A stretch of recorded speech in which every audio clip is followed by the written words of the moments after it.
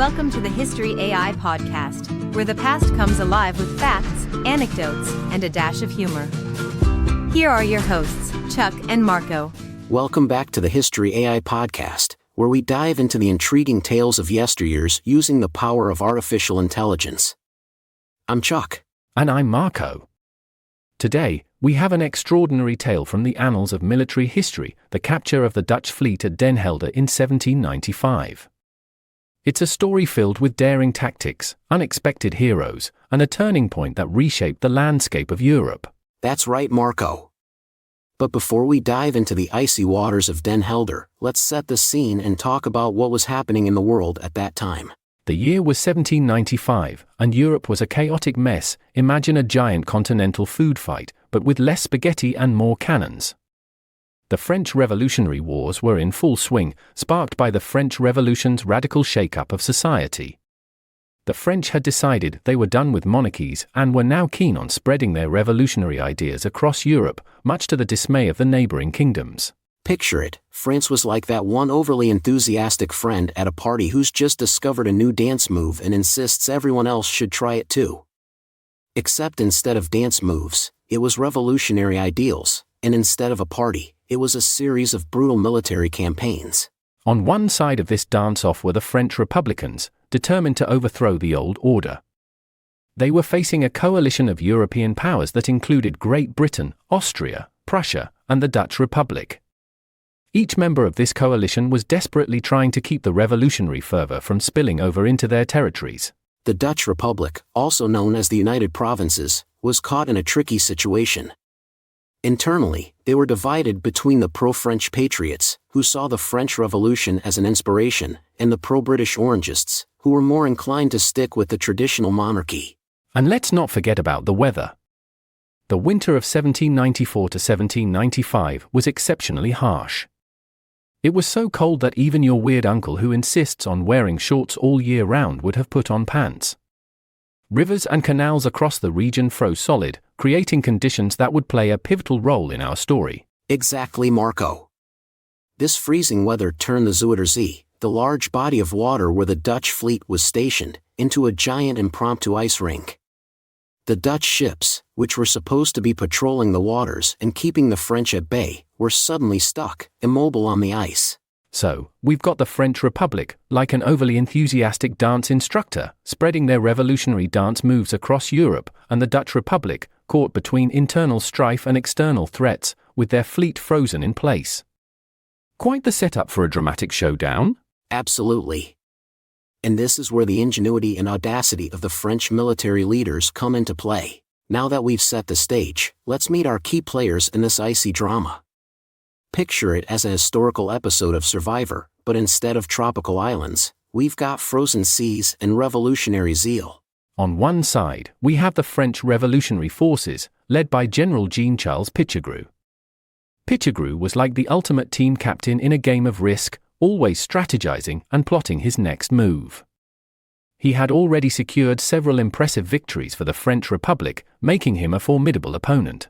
Pichegru was known for his tactical brilliance and his ability to inspire his troops. Imagine a cross between Sun Tzu and a motivational speaker. His mantra was probably something like, "Conquer Europe and be home in time for dinner." Opposing Pichegru was the Dutch naval force, commanded by Admiral Jan Willem de Winter. De Winter was a seasoned naval officer, a bit like a nautical Sherlock Holmes, sharp, strategic, and always ready to solve problems. Unfortunately for him, the problem this time was a fleet stuck in ice. De Winter had a tough job. His fleet was essentially a sitting duck, or should we say a sitting iceberg. His sailors were brave and skilled, but their ships were more suited for sailing than for ice skating. Let's not forget the French hussars, the cavalry troops who were about to make history. These guys were like the special forces of their day, elite, fast, and ready to charge into the most unexpected situations.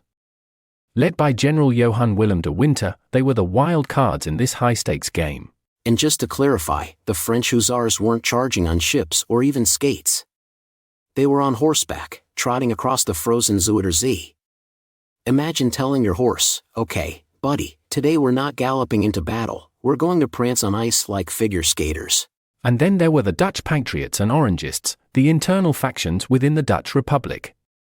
The Patriots were pro-French and eager for reform, while the Orangists were staunchly pro-British and loyal to the traditional monarchy. It was like a heated family reunion where no one could agree on the dinner menu. The Patriots saw the French as liberators, while the Orangists viewed them as invaders. This internal division weakened the Dutch Republic, making it vulnerable to external threats. It's like when your team is arguing about strategy while the opposing team is already scoring goals. So, we've got General Pichegru and his French forces, Admiral de Winter with his ice-locked fleet, and a group of daring French hussars ready to charge across the frozen sea. Add to that the internal strife of the Dutch Republic, and we've got a recipe for one of the most unusual military engagements in history. And now that we've introduced our key players, let's dive into the main event, literally and figuratively. All right, Chuck. Imagine, if you will, a frozen Dutch fleet, stuck in the ice like an elaborate historical diorama, and a group of French hussars looking at it as if they've stumbled upon a medieval theme park. So here's what happened. General Pichegru, always the strategic mastermind, saw an opportunity that no one else could have possibly envisioned. The Dutch fleet was trapped in the ice at Den Helder, and Pichegru decided to send in his cavalry. Yes, you heard that right, cavalry. That's right.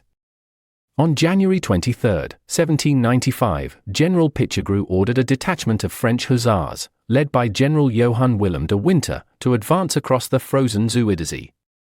These hussars must have felt like they were in a bizarre dream, trotting on ice towards a naval fleet.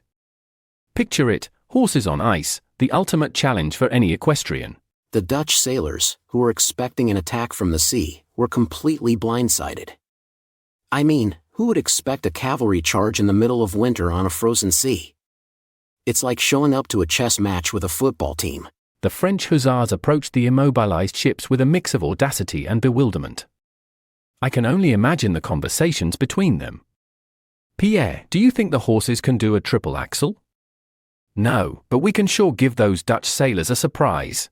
As the French hussars reached the Dutch fleet, they demanded surrender. The Dutch, stuck in their ships like penguins on a melting iceberg, had little choice. The fleet's commanders were likely as stunned as anyone, but they knew resistance was futile. They surrendered without firing a single shot. And here's the kicker, this was the only time in recorded history that a cavalry defeated a navy. Talk about a unique military achievement. If there were military Oscars, the French would have swept the categories for best tactical surprise and best use of ice in a battle. The Dutch sailors, though undoubtedly brave, were completely out of their element, literally. They were sailors, not ice skaters. The situation was as if they'd prepared for a water polo match, but suddenly found themselves in a curling tournament. This event is not just a footnote in history, it's a full-blown headline. The sheer ingenuity and boldness of Pichegru and his hussars turned what could have been a routine blockade into an unforgettable military triumph. And let's give some credit to the French horses too. These unsung heroes galloped, or more likely, carefully minced, across the frozen waters, contributing to this unprecedented victory. Imagine the horse stories back at the stables that night. You won't believe what we did today. The capture of the Dutch fleet was a significant strategic win for the French. It not only neutralized a portion of the Dutch naval power, but also demonstrated the lengths to which the French would go to secure victory. It was a psychological blow to the coalition forces and a huge morale boost for the French. So, to recap, the French hussars charged across the ice, the Dutch fleet surrendered without a fight, and history was made in one of the most unexpected ways possible. It's a story that shows truth is often stranger and funnier than fiction. And that, folks, is how a cavalry unit defeated a navy. An event so unique and extraordinary, it remains a testament to the unpredictability and creativity in warfare. Now that we've covered the incredible capture of the Dutch fleet, let's delve into the heroes and tactics involved in this remarkable event. Imagine this segment as a behind-the-scenes documentary, where we uncover the brilliance and bravery of those involved. First up, let's talk about General Jean-Charles Pichegru. This guy was the Tony Stark of military strategy, always thinking ahead, always innovating. His decision to send cavalry across a frozen sea was nothing short of genius. He saw an opportunity where others saw a frozen dead end. Pichegru's tactic was as simple as it was audacious. He capitalized on the one advantage the French had, the extreme weather. While everyone else was huddled by the fire, Pichegru was thinking, hey, we can use this ice to our advantage. It's like turning a snow day into a day for conquering. Then there's General Johann Willem de Winter. No, not a Game of Thrones character, but a real-life hero leading the French hussars. Imagine rallying your cavalry and saying, all right team, today we're going to charge across ice and capture a fleet. The sheer audacity of it is mind-blowing.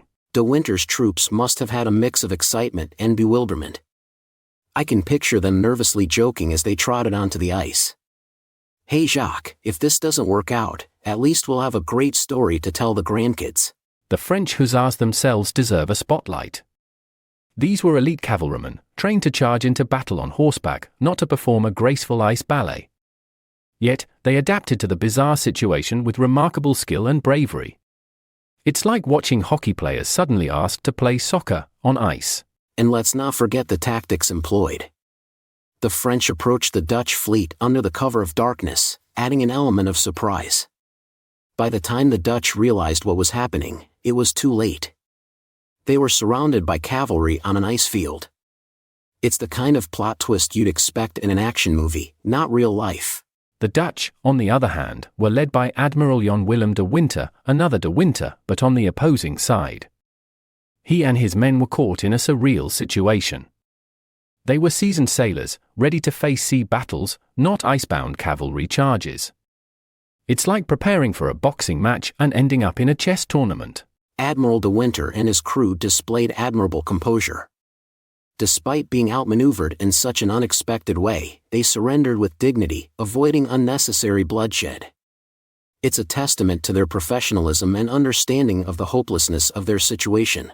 The tactics used by the French were unconventional but brilliant. By turning the harsh winter conditions to their advantage, they executed a plan that no one saw coming. It's like winning a game of chess with a move that isn't even in the rule book. This operation wasn't just about capturing ships, it was a psychological masterstroke. It sent a clear message to the coalition forces: the French were willing to do whatever it took to win, even if it meant charging across ice on horseback. It boosted French morale and left the coalition forces scratching their heads. And we can't overlook the unsung heroes, the horses. These brave animals carried their riders across treacherous ice, playing a crucial role in this unprecedented victory.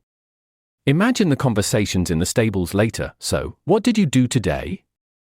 Oh, nothing much, just helped capture an entire fleet. The capture of the Dutch fleet at Den Helder was a masterclass in unconventional warfare. It highlighted the ingenuity and boldness of General Pichegru and the bravery of his men and horses. It was a defining moment that showcased the unpredictable and often humorous nature of military history. Now let's discuss the aftermath of this extraordinary event.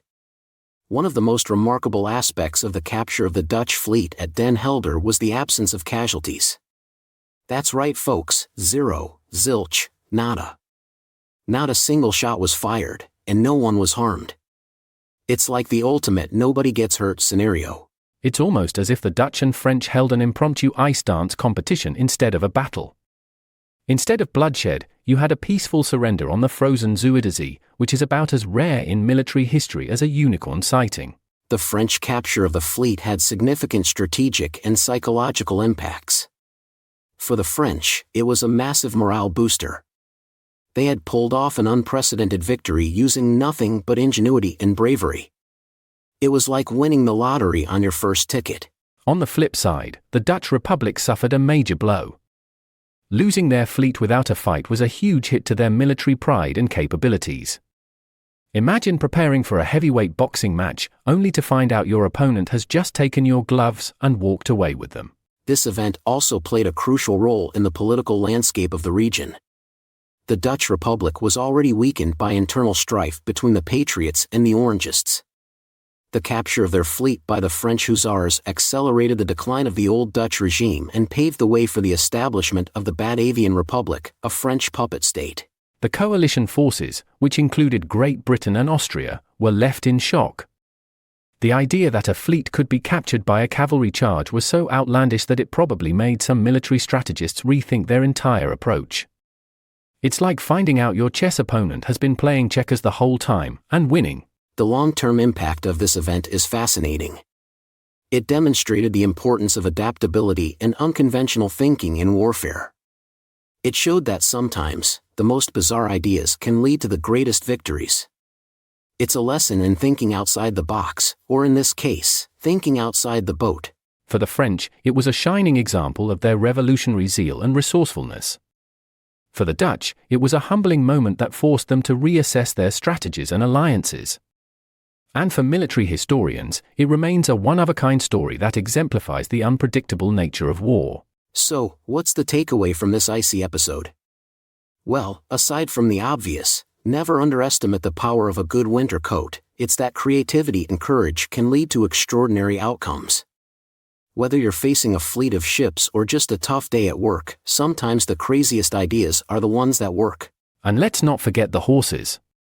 They didn't just trot across the ice, they galloped into the history books. Next time you see a horse, give it a nod of respect. You never know, it might have ancestors that captured a fleet. The capture of the Dutch fleet at Den Helder was a landmark event with far-reaching consequences. It reshaped the Dutch Republic, boosted French morale, and left an indelible mark on military history. It's a story of ingenuity, bravery, and a little bit of historical humor. And with that, we wrap up our dive into one of the most unique military engagements ever recorded. Thanks for joining us on this journey through frozen waters and innovative tactics. Remember, history buffs, always rate, subscribe, and share the History AI podcast. Your 5-star reviews help us reach more listeners and keep bringing you these incredible stories from the past. And don't forget, every episode is evergreen, so you can listen anytime. And don't forget to check out our merchandise at the link in the show notes. Flaunt your history knowledge and support the podcast. We'll see you next time with more fascinating tales from the annals of history. Until then, stay curious and keep exploring the past. And remember to share this episode and the show with your friends and family. Let's grow our community of history enthusiasts. Bye for now. Take care, everyone.